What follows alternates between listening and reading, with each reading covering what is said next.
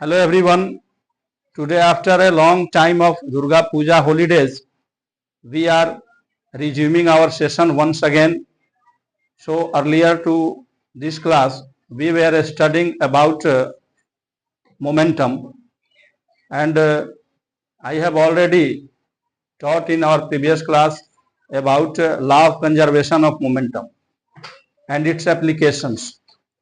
So today we are going to solve some numerical problems based on law of conservation of momentum. On this, this is our question. A 10-gram bullet traveling at 200 meters per second strikes and remains embedded in a 2 kg target, which is originally at rest but free to move. At what speed does the target move up? As I have already told you yesterday about law of conservation of momentum, in which I have given the example of bullet and gun. तो कल मैंने बताया था कि bullet और gun में क्या होता है। जैसे हम बुलेट से फायर करते हैं, गोली आगे जाती है, तो जिस स्पीड से गोली आगे जाती है उतना ही पीछे जर्किंग लगता है और गन जो है पीछे की ओर लौटती है। इसी से रिलेटेड एक क्वेश्चन है, न्यूमेरिकल है, जिसमें बताया जा रहा है, क्वेश्चन क्या कह रहा है कि 10 ग्राम की एक गोली है जो 200 मीटर पर सेकेंड के स्पीड से चलते हुए एक टारगेट को वो हिट करती है। वो टारगेट जो है 2 kg का है और प्रारंभ में वह रेस्ट पर है। शुरू में वह टारगेट विरामावस्था में है लेकिन फ्री टू मूव है, यानी घूमने के लिए स्वतंत्र है। जैसे ही बुलेट उसको टारगेट करेगा तो वो ब्लॉक जो है पीछे की ओर आएगा। तो पीछे की ओर वह किस स्पीड से आएगा वही हमको निकालना है। तो क्वेश्चन उम्मीद है कि आप समझ गए होंगे। एक बुलेट जो है जिसका मास है 10 ग्राम, उसे फायर किया जाता है। वह 200 मीटर पर सेकेंड के स्पीड से जो है ट्रेवल करते हुए और एक टारगेट को स्ट्राइक करती है। वह टारगेट जो है 2 किलोग्राम का है। वह शुरू में विरामावस्था में है, लेकिन जैसे बुलेट उसको स्ट्राइक करता है तो फ्री टू मूव होने के कारण वह पीछे की ओर भागता है। तो पीछे की ओर वह किस वेग से टारगेट भागेगा यही हमको निकालना है। इसका सलूशन हम लोग देखते हैं कैसे। तो मास ऑफ बुलेट, इसको m1 मानेंगे। तो बुलेट यानी गोली का द्रव्यमान 10 ग्राम है, लेकिन स्टैंडर्ड यूनिट हमारा केजी होता है। तो 10 ग्राम को हम केजी में डिवाइड करने के लिए क्या करेंगे, तो 1000 से डिवाइड कर देंगे, क्योंकि 1000 ग्राम जो है 1 kg के बराबर होता है। तो 10/1000 0.01 kg बुलेट का मास m1 हो गया।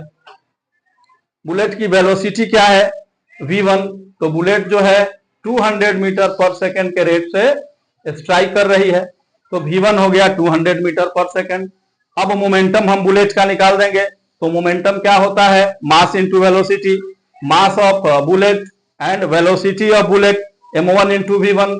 m1 जो है 0.01 और वेलोसिटी जो है 200, इसको मल्टीप्लाई करेंगे, ये 1/100 हो गया into 200, 2 kg metre per second. ये हमारा बुलेट का मोमेंटम आ गया।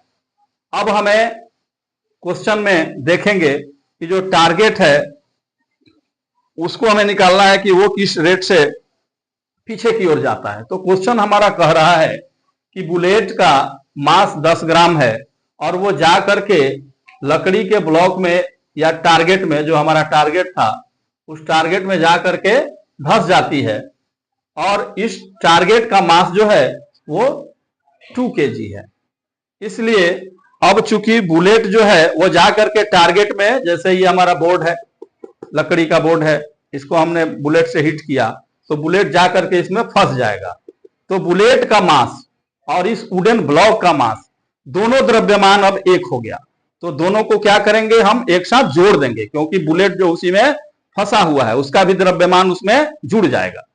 तो टोटल क्या हो जाएगा मास अब, तो 2 kg था, इसको ग्राम में मैं चेंज करूंगा तो 2000 ग्राम, और 10 ग्राम की हमारी ये बुलेट है तो हो गया कितना 2010 ग्राम। अगेन केजी में चेंज किया 2.01 kg।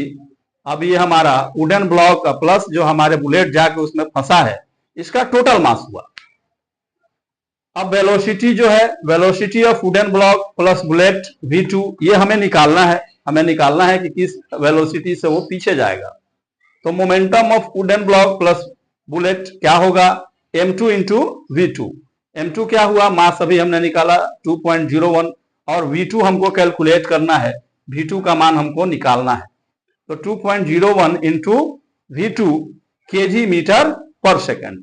अब हम अपना रूल अप्लाई करेंगे, law of conservation of momentum से। कल हम लोगों ने पढ़ा था कि law of conservation of momentum क्या कहता है कि जिस फोर्स से कोई वस्तु आगे जाती है, जितना मोमेंटम आगे उत्पन्न करेगी उतना मोमेंटम वो पीछे भी करेगी। दैट मीन्स कि m1v1 equals m2v2। Momentum of bullet, momentum of wooden block. तो m1v1 का इक्वेशन फर्स्ट से हमने निकाला था, momentum 2 kg metre per second आया हुआ था। तो m1v1 के जगह पर हम 2 पुट करेंगे। m2v2 अभी हमने निकाला 2.01 इंटू v2 हमें कैलकुलेट करना है। तो m1v1 equals m2v2, 2 equals 2.01 into v2। Again what we have to find out, we have to find out the value of v2। So v2 equals 2.01 जाके यहाँ भाग लगेगा। तो इसको हम डेसिमल जब हटाएंगे तो 100 ऊपर आ जाएगा। तो 200 डिवाइडेड बाई 201, अभी मैंने यहाँ भाग भी दिया है। 201 से 200 में जब हम भाग देंगे तो 0.99 हमारा आएगा। तो 0.99 क्या है, ये वेलोसिटी है। इसका वेलोसिटी है तो वुडन ब्लॉक जो है, जो हमारा टारगेट है, किस रेट से पीछे हटेगा, तो उसका क्या वैल्यू आया, 0.99 मीटर पर सेकेंड। ये हमारा आंसर हुआ। तो उम्मीद है कि आप लोग ये न्यूमेरिकल समझ गए होंगे। So here is the second numerical problem which I am going to solve. The problem is, for how long should a force of 100 Newton act on a body of 20 kg so that it acquires a velocity of 100 meter per second? ये हमारा एक numerical problem है, question है। Question को हम समझते हैं, question क्या कह रहा है, क्या हमें न्यूमेरिकल में निकालना है। तो कह रहा है 100 न्यूटन का एक बल है, 20 केजी के वस्तु पर कितनी देर तक लगाया जाए। For how long should it applied, कितने देर तक इसे लगाया जाए, यह 100 मीटर पर सेकेंड का वेलोसिटी प्राप्त कर ले। ये हमारा न्यूमेरिकल है कि एक वस्तु है 20 किलोग्राम का, उस पर 100 न्यूटन का बल कितनी देर तक हम लगाएं कि उसका वेलोसिटी 100 मीटर पर सेकेंड हो जाए। तो जो चीजें दी हुई है उसको पहले हम लिखते हैं। Force already given 100 Newton, mass of the object, वस्तु का द्रव्यमान 20 केजी का है, भी जो है उसको वेग प्राप्त करना है 100 मीटर पर सेकंड का। उसका इनिशियल वेग क्या था, 0 मीटर पर सेकंड था। तो अब फॉर्मूला हम लगाएंगे। तो फोर्स के फॉर्मूला से हम जानते हैं F equals m into A, force equals mass into acceleration. Force है 100 न्यूटन, मास है 20 केजी। ए के जगह पर अब हम ए का वैल्यू पुट करेंगे। ए का formula v minus you by T, A equals v minus you by T. v है 100, u है 0, 100 माइनस 0 अपॉन टी। सो 100 equals 20 into 100 upon T. Cross multiplication यहाँ कराएंगे तो 100t equals 20 into 100। Therefore t equals 20 into 100 divided by 100। 100 से 100 cancel हो गया तो t का वैल्यू क्या आया, 20। चूंकि ये टाइम है और टाइम का यूनिट सेकंड होगा, तो समय t इक्वल्स 20 सेकंड। ये इसका हमारा आंसर हुआ। Now next numerical I am going to solve. The question is, 1000 kg vehicle moving with a speed of 20 meter per second is brought to rest in a distance of 50 meters. Then we have to find out two things.